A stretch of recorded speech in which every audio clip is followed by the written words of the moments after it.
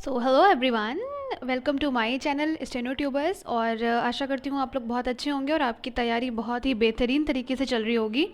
So actually में मुझे time थोड़ा ज़्यादा लग गया, आई नो, बट आप जानते हैं कि मैं जब कोई चीज़ एनालाइज करती हूँ तो मेरी पूरी कोशिश ये रहती है कि मैं अपनी वीडियो में वो चीज़ शामिल कर सकूँ जिससे आपको अपने एग्ज़ाम में थोड़ी बहुत या ज़्यादा हेल्प मिल सके। चूँकि मेरा वीडियो बनाने का मकसद सिर्फ एक ही रहता है कि आप लोगों की हेल्प कर सकूँ। सो मेरा यही मोटिव है कि अगर जो भी मैं कंटेंट तैयार कर रही हूँ, जो भी चीज़ें मैं एनालाइज कर रही हूँ, वो आपको हेल्प कर सकें एंड आप उससे कुछ ना कुछ फ़ायदा ले सकें। इसीलिए मुझे थोड़ा सा ज़्यादा टाइम लग जाता है, ठीक है। सो काफ़ी कमेंट्स एंड काफ़ी मैसेजेस मुझे आ रहे थे कि स्ट्रैटेजी एसएससी स्टेनोग्राफर 2020 के लिए 2020 का पेपर जो उसका सीबीटी होने वाला है हमारे 2021 के मार्च में। और कुछ बच्चे ऐसे होंगे जिनका जो सीरियस प्रिपरेशन कर रहे होंगे, तो मैं मान के चल रही हूँ कि उनका जो सिलेबस है वो अब तक कंप्लीट हो चुका होगा। सो बेसिकली वो अपनी रिवीजन एंड अपने मॉक्स वगैरह पे फोकस कर रहे होंगे एंड थोड़ा बहुत अपना जो वीक पार्ट है उनको वो स्ट्रॉन्ग कर रहे होंगे। एंड वो बच्चे जिनका 2019 का पेपर अच्छा हुआ था और जो स्किल की तैयारी में लगे हैं, सो उनके लिए मैं यही कहूँगी कि आप स्किल और रिटन को साथ साथ लेके चलिए तो ज़्यादा बेहतर रहेगा, क्योंकि आगे का टाइम क्या होने वाला है किसी ने नहीं देखा है। सो बेहतर है कि आप दोनों को थोड़ा साथ में मैनेज करके चलिए। और वो बच्चे जिनकी प्रिपरेशन मिड में है अभी और जिनको इस बार निकालना ही निकालना है एंड उनको थोड़ा सा कन्फ्यूज़न है, थोड़ा सा नहीं वो समझ पा रहे हैं कि कैसे हम तैयारी करें, क्योंकि हमारे इस बार पैटर्न में काफ़ी सारे चेंजेस आए थे।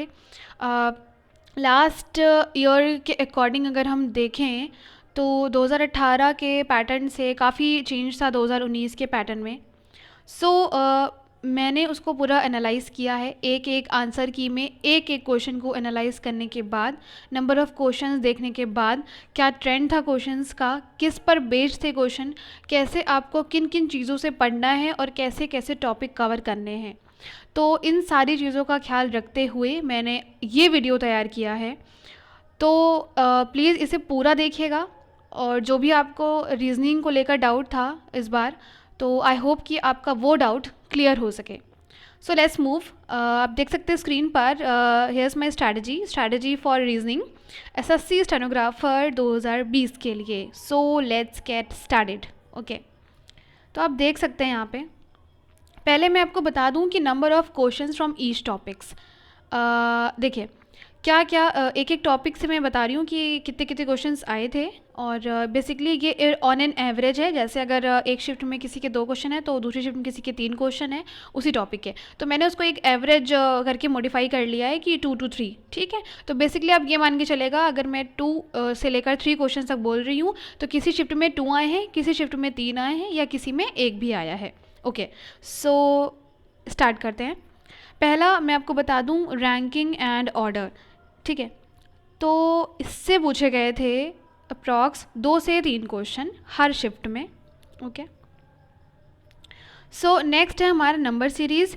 इससे पूछे गए थे 3 से 4 क्वेश्चन जो कि हर शिफ्ट में मैंने देखे हैं, ठीक है। और ये मैं आपको बता दूं कि मैंने 2018 की रीजनिंग का पैटर्न देखते हुए आपको पहले ही अलर्ट किया था कि please number series, letter series और मिसिंग नंबर सीरीज़ पे फोकस करिएगा, क्योंकि ये क्वेश्चंस ऐसे रहते हैं, शायद आपको वो, एक तो ये ज़्यादा अमाउंट में रहते हैं।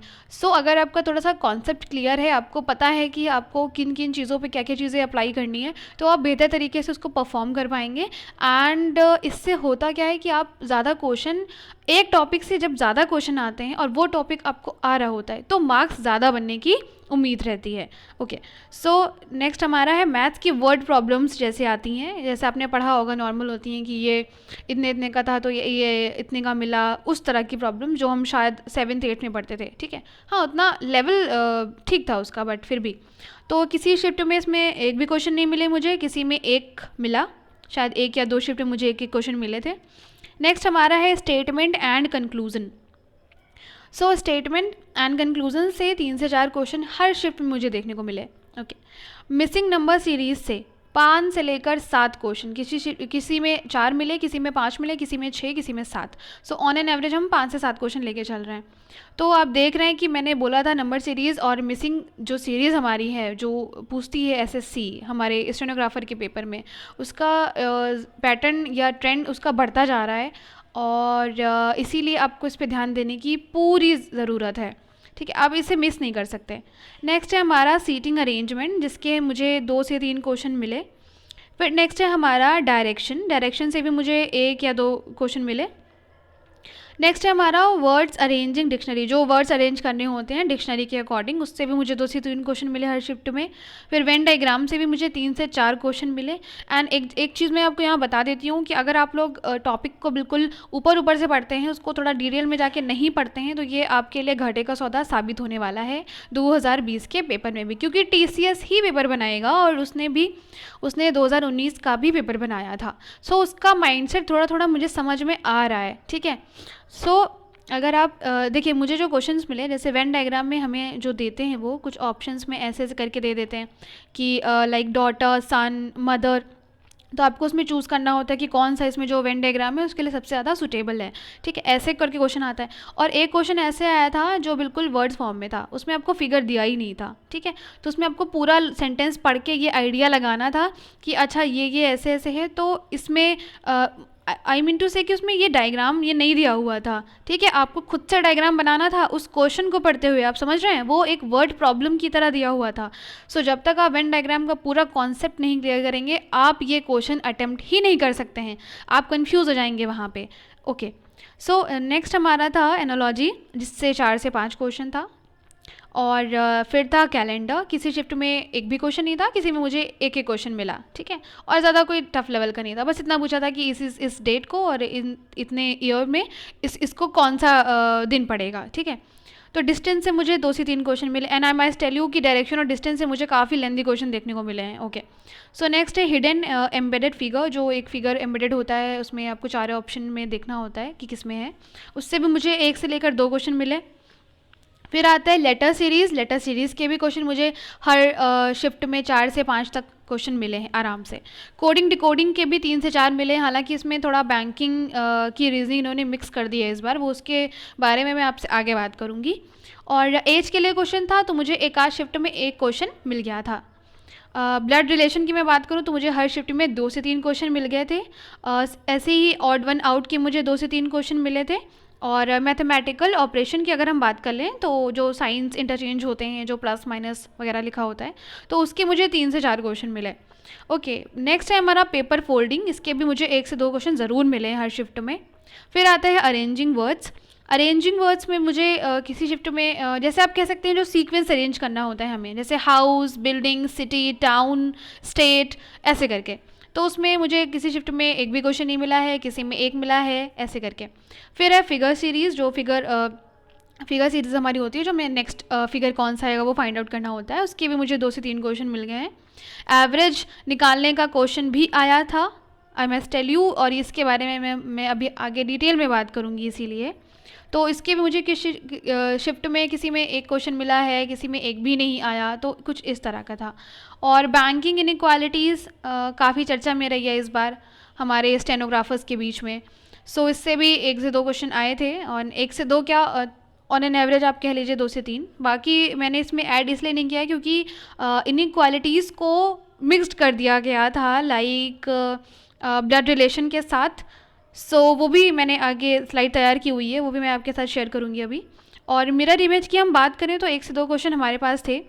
वेट निकालने का क्वेश्चन भी आया था, 1 से 2 क्वेश्चन थे। रेशियो का क्वेश्चन भी आया था, एंड परसेंटेज का क्वेश्चन भी था, 1 से 2। और प्रॉफिट एंड लॉस से भी 1 से 2 क्वेश्चन मुझे देखने को मिले हैं। सो अब आपने देख लिया कि कितने कितने क्वेश्चंस एग्ज़ाम में आए थे, और हो सकता है मुझे जहाँ तक मैंने एनालाइज़ किया है तो मुझे यही टॉपिक मिले हैं। और अगर आपको लगता है कि इसमें कुछ मिस हो गया है या रह गया है, तो आप नीचे कमेंट करके बता सकते हैं कि ये मिस हो गया है, तो मैं कोशिश करूँगी उसको अगले वीडियो में ऐड कर सकूँ। ठीक है, तो इससे आपका भी भला हो जाएगा और अगले का भी भला हो जाएगा। तो मैं आपको अब एक बार फिर से बता देती हूँ।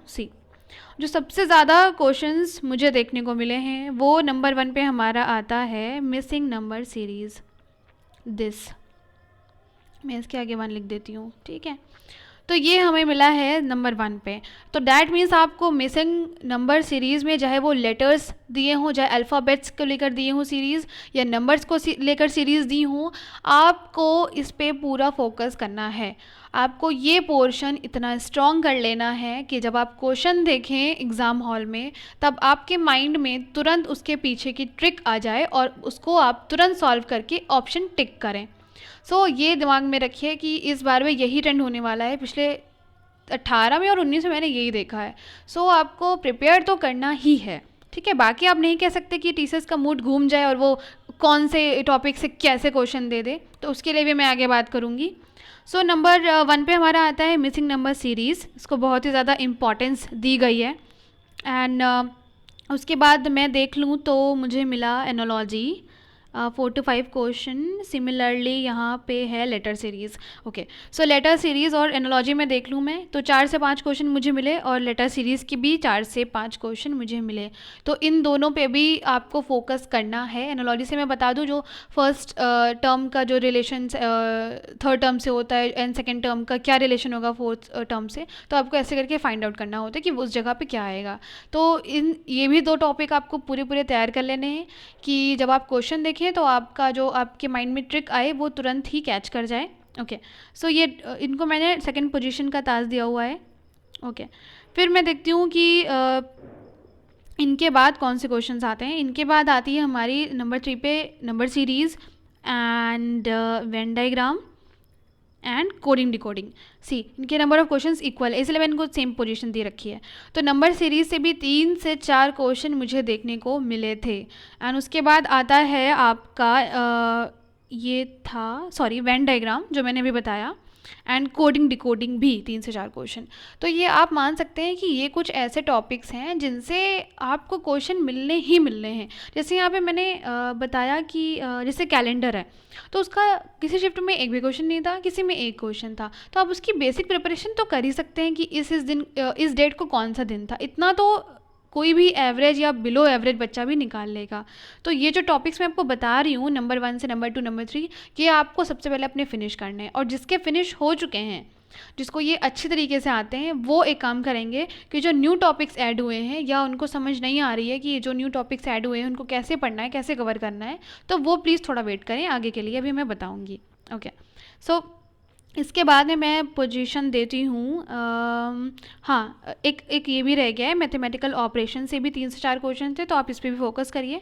थोड़ा सा अपनी जो ओरल कैलकुलेशन है उसको तेज करिए, थोड़ा सा ट्रिक्स वगैरह का यूज़ करिए, मल्टीप्लिकेशन में, एडिशन में, सब्ट्रैक्शन में, डिवीज़न में। जब आप ये सब करेंगे तभी आपकी रीजनिंग कम टाइम में हो पाएगी।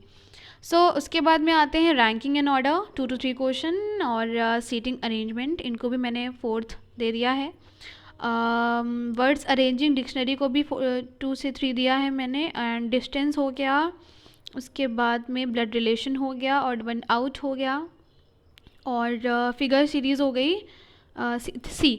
तो ये कुछ क्वेश्चंस हैं जो रैंकिंग एंड ऑर्डर से 2 से 3 क्वेश्चन मुझे मिले। वर्ड्स अरेंजिंग डिक्शनरी से ये तो हर कोई सही कर लेता है, और डिस्टेंस से मुझे मिले लेकिन लेंदी क्वेश्चंस थे। ओके, डायरेक्शन से क्वेश्चन भी, डायरेक्शन से सॉरी 1 से 2 ही आए थे। सीटिंग अरेंजमेंट के क्वेश्चन बहुत तगड़े थे, मिक्स्ड इक्वेशन दे रखी थी उसमें, ठीक है। तो आपको उसके लिए पूरा क्वेश्चन सोचिए, आप 1 मिनट में तो आप क्वेश्चन पढ़ के उसको समझेंगे ही, एंड देन आप उसको 1 मिनट में या 2 मिनट में सॉल्व करेंगे। ये सब जो क्वेश्चंस होते हैं वो टाइम टेकिंग होते हैं, इसीलिए इनमें इतनी प्रैक्टिस की जाती है कि जब आप वहाँ पे सॉल्व कर रहे हो तो आपको जो आपका पेन हो और आपकी जो रफ शीट मिलती है आपको, वो आप नीचे, जैसे आप ऊपर कंप्यूटर स्क्रीन पे क्वेश्चन देख रहे हैं और नीचे आप अपना डायग्राम बना रहे हैं, आप जितनी देर में क्वेश्चन पढ़ रहे हैं उतनी देर में ही आपका डायग्राम बन के रेडी हो चुका है। उसके बाद आप तुरंत उसको फिगर देख के आप सॉल्व कर सकते हैं कि कौन किसके बगल कैसे बैठा हुआ है, ठीक है। उसके बाद में आता है ब्लड रिलेशन। तो ये भी बहुत अच्छा टॉपिक है, आई थिंक कि ये इतना हार्ड नहीं पूछते हैं, आप आराम से कर सकते हैं। ऑड वन आउट में हाँ थोड़ी सी कन्फ्यूजन होती है, क्योंकि उसमें हमें दिमाग लगाना पड़ता है कि कौन सी ट्रिक यहाँ पे काम कर रही है। और नेक्स्ट आता है फिगर सीरीज़। हाँ, तो इसमें भी आपको कंप्यूटर में थोड़ा सा घुस के देखना पड़ता है कि कौन सा फिगर किस में कौन सा फिगर जो सीरीज़ चल रही है उसमें क्या क्या चेंजेस आ रहे हैं। तो सडनली आप नहीं देख सकते, आपको नोटिस करना पड़ता है कि अच्छा ये ट्रायंगल ऐसे हो रहा है, फिर इसका ये साइड इधर जा रहा है, फिर ये सर्कल ऐसे हो रहा है, फिल हो रहा है, डार्क हो रहा है, फिर एम्प्टी हो रहा है। इस तरीके से आप देखेंगे। उसके बाद में जो टॉपिक्स में 5th नंबर दूंगी वो रहेंगे 1 से 2 करके। तो ये हो गया डायरेक्शन का 1 से 2 5th नंबर, और हो गया हिडन एम्बेडेड फिगर हो गया, और 1 से 2 पेपर फोल्डिंग हो गया 5th नंबर, और 1 से 2 banking inequalities, mirror image, and ये सारे जितने भी है ये सब 5th नंबर पे। ठीक है, तो आपको इन सब पे भी थोड़ा थोड़ा ध्यान देना है, क्योंकि हर टॉपिक से एक क्वेश्चन ही सही लेकिन पूछा जा रहा है, तो आपको वो आना चाहिए, एटलीस्ट उसका कॉन्सेप्ट क्लियर होना चाहिए। ठीक है, एंड बाकी जो बचे कैलेंडर 0 से 1 और मैथ्स वर्ड प्रॉब्लम्स, एज के क्वेश्चंस, अरेंजिंग वर्ड्स के क्वेश्चंस और एवरेज के क्वेश्चंस, तो इन सब में 0 to 1 है, तो आप इसके भी कॉन्सेप्ट कोशिश करें कि क्लियर हो जाए। और कोशिश यही करिएगा कि प्रैक्टिस जितनी हो सके थोड़ा सा टाइम अपना कम ही लीजिएगा। ओके, सो ये तो हो गई हमारी number of questions from each topics.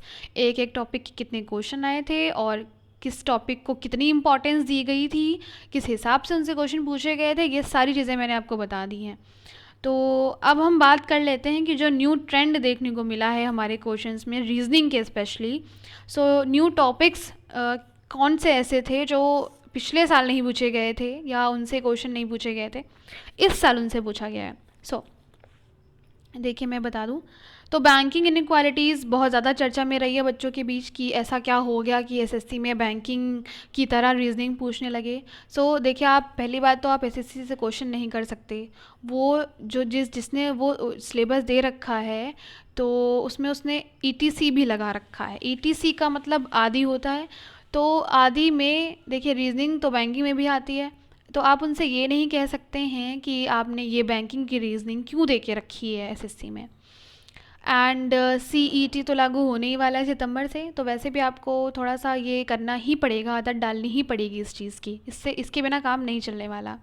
सो कोशिश करें कि अगर कोई बैंकिंग की बुक हो या आप जानते हो अच्छी बुक, सर्च कर लीजिएगा, और या किस कोई है आपके नॉलेज में तो उससे थोड़ा सा ओपिनियन ले लीजिए और उससे जानकारी ले लीजिए कि कौन सी बुक सही रहेगी। एंड बेटर है कि आप उससे थोड़ा सा प्रैक्टिस कर लें जो जिस भी तरह के क्वेश्चंस आए हैं। मैं कोशिश करूँगी कि मैं जो भी एक नया जो फ्लेवर मुझे मिला है देखने को क्वेश्चंस में, कि एक नई ही उसने दिया है, तो उन सारे क्वेश्चंस को मैं एक वीडियो में डाल दूंगी एंड उससे आपको समझाने की कोशिश करूंगी कि कैसे बैंकिंग की चीज़ों को उन्होंने हमारी रीजनिंग में डाला है और हमें वो क्वेश्चंस प्रेजेंट किए हैं, एंड कैसे आपको वो क्वेश्चंस देखते हुए आपको वो सॉल्व करना है। तो पहला हो गया बैंकिंग इनइक्वालिटीज़। दूसरा मुझे एवरेज का क्वेश्चन मिला, तो ये तो पूरा मैथ्स का ही पार्ट कर दिया। रेशियो का क्वेश्चन मिला, परसेंटेज से रिलेटेड था क्वेश्चन। ये क्वेश्चन ऐसे थे जो मैंने मैथ्स में पढ़ रखे थे एंड मैंने एक्सपेक्ट नहीं किया था कि वो रीजनिंग में पूछेंगे, बट आप कहते हैं ना जनरल इंटेलिजेंस, तो जनरल इंटेलिजेंस आपकी यही है। प्रॉफिट एंड लॉस, वेट से रिलेटेड क्वेश्चन थे। मिक्स्ड क्वेश्चन पूछा था, जैसे सीटिंग अरेंजमेंट में उन्होंने एक ऑर्डर टाइप का लगा दिया था।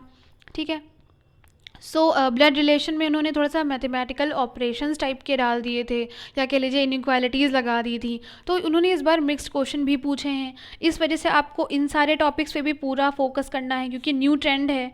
और स्पेशली मैं कहूँगी कि आप सही है कि ऑनलाइन ही किसी अच्छे चैनल से बैंकिंग के थोड़े से टॉपिक्स देख लीजिए एंड उससे थोड़ा सा तैयारी कर लीजिए। ठीक है, सो ये बात हो गई हमारी जो नए टॉपिक्स या न्यू ट्रेंड हमारे क्वेश्चंस के चल रहे हैं जो आए हैं 2019 में। सो मेरी जो एडवाइस है वो आपके लिए ये है कि do practice the questions of basic level at least from maths like CPSP, profit and loss और एवरेज और वेट और लाइक समथिंग एलसीएम या एससीएफ का भी इंक्लूडिंग, जो थोड़े से एक कहते हैं ना कि हमारा एडवांस लेवल का नहीं लेकिन थोड़ा सा बेसिक और एडवांस के जो मिड का लेवल है, उन टाइप के क्वेश्चंस आप करके रखिए। एटलीस्ट आपने उनको किया होगा तो आपके माइंड में उनको करने का जो मेथड है वो क्लियर होगा। सो मेरी एडवाइस आपसे यही है कि आप कोई अच्छी बुक या अच्छी इंक्लूडिंग आप जब मॉक भी दे रहे हैं तो भी एक बैंकिंग के अलग सेट आते हैं, तो कोशिश करिए कि जो रीजनिंग का अलग अलग से सेट हो वो भी आप दे लीजिए, ताकि आपकी प्रैक्टिस हो रखी हो। ओके। एंड बेटर है कि आप ऑनलाइन कोई कंटेंट, अच्छा चैनल, कई सारे चैनल है, अड्डा है एंड महिंद्रा है जिनको बैंकिंग की तैयारी भी कराते हैं, और भी कई चैनल्स होंगे जिनको शायद जिनके बारे में मुझे नहीं पता है, क्योंकि मैं बेसिकली एसएससी की तैयारी करती थी। तो आप उनसे भी हेल्प ले सकते हैं, थोड़ा सा पता कर सकते हैं, थोड़ा सा देख सकते हैं, और आजकल तो गूगल अवेलेबल है, तो सब कुछ आपके पास है। ओके। सो ये रही मेरी एडवाइस। और अब मैं आपको some important points to score good marks in reasoning, मैं थोड़ा सा अपना जो मैंने एनालाइज़ किया है इस पेपर को, उससे मुझे क्या क्या चीज़ें पता चली हैं, और अगर मैं तैयारी करती तो मैं क्या क्या चीज़ें नोटिस करती, ये चीज़ें मैंने इसमें शामिल की हुई हैं। तो ये पॉइंट्स मैंने अपने खुद के पास लिख के रखे हुए हैं, एंड एक एक करके मैं आपको बताते जाऊँगी। सो पहली बात तो मैं आपको बता दूँ। ओके। फर्स्ट जो मैं आपको बात कहना चाहती हूँ कि जो क्वेश्चंस हैं, ठीक है, जो क्वेश्चंस हैं वो हर एक टॉपिक से पूछे जा रहे हैं, चाहे वो एक हो या दो हो या तीन हो या चार हो या छः हो, इट डजेंट मैटर। ठीक है। मैटर क्यों नहीं करता? क्योंकि अगर आपको वो टॉपिक क्लियर है, जैसे आप मान लीजिए कभी किसी ने लाइक आप ले लीजिए फिगर सीरीज़ के क्वेश्चन अगर किसी ने सॉल्व नहीं किया है, ठीक है, चलिए मान लेते हैं। तो अगर मान लेते हैं कभी किसी ने सॉल्व नहीं किया है, सडनली उसके सामने फिगर सीरीज़ का क्वेश्चन आएगा, तो वो थोड़ा तो वो सोचेगा ना, या सोचेगी बंदी कि कैसे करना है मुझे ये, क्या होता है इसमें या कैसे नहीं होता। तो आप कोशिश करिए कि हर एक टॉपिक, इसलिए मैंने कह के रखा था अपने रिव्यू में भी जब मैंने दिया था जब 2019 के पेपर का, कि आपको जो कैलेंडर है उसका बेसिक कॉन्सेप्ट क्लियर कर लेना है, क्योंकि उससे क्वेश्चंस पूछे जा रहे हैं। ठीक है। तो थोड़ा सा आपको 2 कदम आगे सोचना पड़ेगा एसएससी से, तभी आप इसमें सक्सेसफुल हो पाएंगे। सो ये रही पहली एडवाइस। दूसरा पॉइंट जो मैं बताना चाहती हूँ, एक मिनट। ओके। सो दूसरा पॉइंट जो मैं बताना चाहती हूँ वो कि आप किसी भी टॉपिक को छोड़ नहीं सकते। ठीक है। आप ये नहीं कर सकते कि आप चलो मुझे ये नहीं पसंद है, मैं ये टॉपिक छोड़ दे रहा हूँ, नहीं, मैं ये टॉपिक नहीं छोड़ सकती। ठीक है। आपको वो करना है, एटलीस्ट आपको उसका बेसिक कॉन्सेप्ट क्लियर करके रखना है। ओके। सो ये हो गया point number 2। And point number 3 मेरा ये है कि आपको अब थोड़ी सी एडवांस लेवल की रीजनिंग तैयार करनी होगी। अब वो पेपर आप अगर 2017 की रीजनिंग, 2018 की रीजनिंग एंड 2019 की रीजनिंग को कंपेयर करके देखेंगे तो आप बहुत ज़्यादा डिफरेंस पाएंगे, बहुत ज़्यादा। ओके। सो अब आपको, अब जितना कंपटीशन है इस वर्ल्ड में, इस बेसिकली हमारे जो एसएससी में हम बात करें अगर, तो बहुत ज़्यादा बच्चे हैं, बहुत मेहनत भी करते हैं। तो आपको हर वो चीज़ करनी होगी जो आपको दूसरों से आगे ले जा सके, तभी आप कुछ अलग कर पाएंगे ज़िंदगी में। तो आपको करना क्या है कि एडवांस लेवल की भी रीजनिंग आपने को प्रैक्टिस करनी है, और अच्छी बुक से करनी है, अच्छे ऑनलाइन चैनल से करनी है, पीडीएफ्स वगैरह लोड कर लीजिए। जो नहीं आपके पास अगर बुक में अवेलेबल है क्वेश्चंस, तो आप प्लीज़ गूगल पे उसको डालिए, उसकी पीडीएफ खुल के आ जाएगी, वो पीडीएफ लोड कर लीजिए, अपने पास रख लीजिए, उसको सॉल्व करिए, उसकी आंसर्स देखिए, उसके मेथड्स देखिए, सब कुछ ऑनलाइन अवेलेबल है। ठीक है। अगर आपके पास फ़ोन है तो आपके पास सब कुछ अवेलेबल है। All right. तो ये हमारा पॉइंट नंबर 3 हो गया। पॉइंट नंबर 4 की बात कर लें। सो मैं ये सजेशन देना चाहूँगी कि अगर आप जो भी टॉपिक पढ़ रहे हैं तो एक बार उसका कॉन्सेप्ट ज़रूर क्लियर कर लें। ऊपर ऊपर से ये मत जाने, जैसे आपको किसी ने बता दिया कि 15 सितंबर 1981 को कौन सा डे था। ठीक है, मैं एग्ज़ाम्पल दे रही हूँ। ठीक है, को कौन सा डे था, तो यहाँ पे मैं कलर चेंज कर लूँ।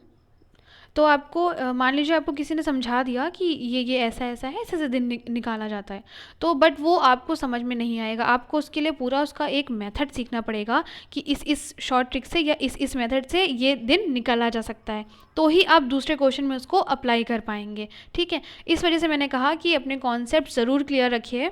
और क्योंकि मैंने आपको बताया कि मिक्स्ड क्वेश्चन भी आ रहे हैं, क्योंकि दो टॉपिक को मिक्स करके वो क्वेश्चन पूछ रहे हैं, एक तरह से वो हाइब्रिड क्वेश्चंस पूछ रहे हैं। ठीक है, वो एक ब्लड रिलेशन को मैथमेटिकल ऑपरेशन के साथ मिक्स कर दे रहे हैं, या वो सीटिंग अरेंजमेंट में वो ऑर्डर दे रहे हैं, ऑर्डर से रिलेटेड क्वेश्चन दोनों को मिक्स करके वो दे रहे हैं। तो आपको वो सॉल्व करना ही करना है। आप ये नहीं कह सकते कि एक टॉपिक से आपको एक ही क्वेश्चन मिलेगा। ओके। सो ये हो गया पॉइंट नंबर हमारा 4। तो अब मैं बात करूँ पॉइंट नंबर 5 की। सो हेयर जो मुझे सीटिंग अरेंजमेंट के क्वेश्चन मिले हैं वो लेंदी मिले हैं, ठीक है, इसमें कोई शक नहीं है। डायरेक्शन एंड डिस्टेंस के जो क्वेश्चन हैं वो भी मुझे लेंदी मिले हैं। एंड प्लस जो कोडिंग डिकोडिंग आई है वो थोड़ी सी कोडिंग बैंकिंग टाइप्स की आई है, तो वो भी आपको पढ़ना है। ओके, फिर नेक्स्ट हमारा जो पॉइंट है मेरा वो है कि अगर आप ये ऑनलाइन भी सर्च कर लेंगे आपको मिल ही जाएगा कि इतने क्वेश्चन आए थे, बट एक किरण की जो रीजनिंग की बुक आती है उसमें वो हमेशा पहले पेज पे या आगे की पेज पे ये मेंशन कर देते हैं कि किस किस टॉपिक से कितने कितने क्वेश्चंस पूछे गए थे। सो उसमें आपको पैटर्न का आइडिया हो जाता है, अगर आप वो चाहते हैं आप ले सकते हैं। ओके, सो ओके, बेसिकली आपको अगर आपको बुक लेनी है किरण की या आपको देखना है तो आप ये देख सकते हैं कि किस टॉपिक से कितने क्वेश्चन आए हैं। पहली चीज़, वो टॉपिक आपको नोट करने हैं जो आपके लिए नए हैं, और आपको देखना है कि वो किस टाइप के क्वेश्चन हैं, किस तरह से पूछे गए हैं, और उन्हीं की आपको प्रैक्टिस करनी है, या उनसे रिलेटेड जितने टाइप के क्वेश्चन हो वो आपको प्रैक्टिस करना है। ओके, सो नेक्स्ट पॉइंट है मेरा कि ऑनलाइन ही आप अगर उस टॉपिक को सर्च करके आप देखिए, पूरा पूरा वीडियो अवेलेबल है आजकल टीचर्स का, पूरे पूरे कॉन्सेप्ट्स क्लियर करके रखे हुए हैं, तो आप ये शिकायत नहीं कर सकते कि आपके पास मटेरियल नहीं है। मटेरियल बहुत है ऑनलाइन, प्लीज़ रिलायबल मटेरियल ही देखिएगा, जो टीचर्स अच्छा पढ़ाते हैं, थोड़ा कंटेंट उनका अच्छा होता है, ठीक है, तो उससे ही आप पढ़िए और पीडीएफ्स वगैरह लोड करके सॉल्व करिए। ऐसी कोई भी इशू नहीं है कि प्ले स्टोर पे भी अब तो ऑफलाइन बुक्स अवेलेबल हैं सारी। ओके, सो और ये दिमाग में रखिए कि हो जाएगा, और ऐसा बिल्कुल भी नहीं है कि बहुत ही ज़्यादा हार्ड लेवल की रीजनिंग थी। हाँ, कुछ क्वेश्चंस थे जो शायद आपने पहली बार ही देखे हों, जो शायद मैंने भी शायद पहली बार देखा था, तो मुझे थोड़ा सा शॉक लगा था। और हो जाएगा, बट आपको थोड़ा सा अपना टॉपिक्स आपको तैयार करने पड़ेंगे और उनको बराबर उनकी प्रैक्टिस करनी पड़ेगी। और एक और बात मैं कहना चाहूँगी कि आप थोड़ा सा अपना जो टाइम आप लेते हैं क्वेश्चंस में उसको थोड़ा कम करने की कोशिश करिए। मान लीजिए अगर आप एक क्वेश्चन 1 मिनट में या 2 मिनट में भी सॉल्व करते हैं तो 2 से हटा के उसको पहले 1.5 फिर 1 मिनट एटलीस्ट जब सॉल्व करिए तो टाइमर लगा के सॉल्व करिए कि आपका माइंड कितनी देर में वो क्वेश्चंस जो उसमें कैलकुलेशन है वो कैलकुलेट कर पाता है और कितनी देर में वो आंसर दे पा रहा है। इससे आपको पता चलेगा कि आपको एक ही क्वेश्चन में कितने टाइम लग रहा है, ठीक है। तो और ये भी बात है कि जिन्होंने मैथ्स पूरी तरह से छोड़ के रखी है, जिनको बिल्कुल नहीं आती है, जो बिल्कुल ही राम भरोसे बैठे हैं, उनके लिए तो बहुत प्रॉब्लम होने वाली है। एंड आई यू नो कि आगे सीईटी अगर हो जाएगा तो अगर मैथ्स मेरे हिसाब से अगर तो पूछेंगे, क्योंकि आई डोंट थिंक कि स्टेनो को वो अलग से प्रेफर करेंगे कि उसमें उसका अलग से पेपर हो, या हो भी सकता है ऐसा कुछ अरेंजमेंट कर भी सकते हैं। आई होप कि हो ही जाए, क्योंकि हम स्टेनो के बच्चे सिर्फ स्टेनोग्राफी और इंग्लिश एंड सारी चीज़ों पे फोकस करते हैं। तो आपको अभी भी थोड़ा सा बेसिक लेवल की मैथ्स आपको अपनी तैयार कर लेनी, क्योंकि अब वो रीजनिंग में भी पूछी जा रही है, तो आप उसको पूरी तरह से इग्नोर नहीं कर सकते हैं, तो ये आपको पूरी तरह से काम आएगा। ओके, सो ये रही मेरे इंपॉर्टेंट पॉइंट्स जो आपको आपकी रीजनिंग में बेटर स्कोर दिला सकते हैं। और ये वीडियो थोड़ा सा लंबा हो रखा है, मुझे पता है, क्योंकि एक एक चीज़ें क्लियर करना मेरे लिए बहुत इंपॉर्टेंट है, और बेसिकली इसमें मेरी मेहनत तो लगी ही है, तो आपको शेयर भी करना है और लाइक भी करना है। मैं कभी बोलती नहीं लाइक करने को, बट आज बोल रही हूँ, तो मेहनत लगती है यार, बहुत मेहनत लगती है, ठीक है। सो ये कुछ पॉइंट्स हैं, अगर आप इसको ध्यान में रखेंगे अपने, तो आप आई होप कि आप बहुत ही अच्छा परफॉर्म कर पाएंगे। सो ये थी आज की वीडियो। आई होप आपको सारे डाउट्स आपके सारे 2020 से रिलेटेड सारी चीज़ें रीजनिंग से लेकर क्लियर हो गई होंगी कि आपको कैसे क्या करना है, कैसे प्रैक्टिस करनी है, किन किन चीज़ों पे ध्यान देना है, क्या क्या चीज़ें अपने माइंड में रखनी है, क्या क्या चीज़ें नहीं रखनी है, टाइम पे कैसे फोकस करना है, कैसे अपना टाइम रिड्यूस करना है, और कैसे आपको अच्छे मार्क्स लाने हैं रीजनिंग में। Okay, so thanks for watching steno tubers. और बहुत बहुत ज़्यादा सपोर्ट आप लोगों का रहा है मेरे साथ, क्योंकि पता है मुझे, मैं काफ़ी लेट में वीडियो पोस्ट करती हूँ, तो बट फिर भी आप लोग सपोर्ट करते हैं, thank you for that. And subscribe कर लीजिएगा अगर आपने नहीं किया है, क्योंकि सी एजुकेशन, जो एजुकेशनल वीडियोस होते हैं वो उतना चलते नहीं हैं, और मैं चलाने के लिए अपलोड भी नहीं करती हूँ, बट मैं ये चाहती हूँ कि जिन बच्चों को नीड है इसकी वो उन तक पहुँच जाए। तो अगर आपका कोई दोस्त या आपकी कोई आसपास कोई भी ऐसा है जो पर्टिकुलरली स्टेनो की तैयारी कर रहा है, एसएससी स्टेनोग्राफर की, तो प्लीज़ उनको ये चैनल आप रेफ़र कर दीजिएगा, उनको बता दीजिएगा कि इस नाम का कोई चैनल है यूट्यूब पर। ओके, और साथ साथ में पढ़ते भी रहिए, और आई होप आपकी तैयारी बहुत बेहतरीन तरीके से हो और आपका पेपर अच्छा हो। और इंग्लिश के लिए मैं मेरा काम जारी है, और थोड़ा सा मैं रिव्यू दे देती हूँ आपको इंग्लिश का, कि इंग्लिश अच्छी बुझी जा रही है, उतना कोई खास फ़र्क नहीं इंग्लिश में, नॉर्मल है, ठीक है। आप उसकी तैयारी ऐसे ही करते रहिए, एवरेज लेवल की भी तैयारी आपकी काम आ जाएगी। वो कैप्स वगैरह भी बहुत ही अच्छे से पूछी जा रही है, और कोई इतना नहीं है कि एडवांस हाई लेवल की जो आपने कभी सुन ना रखी हो।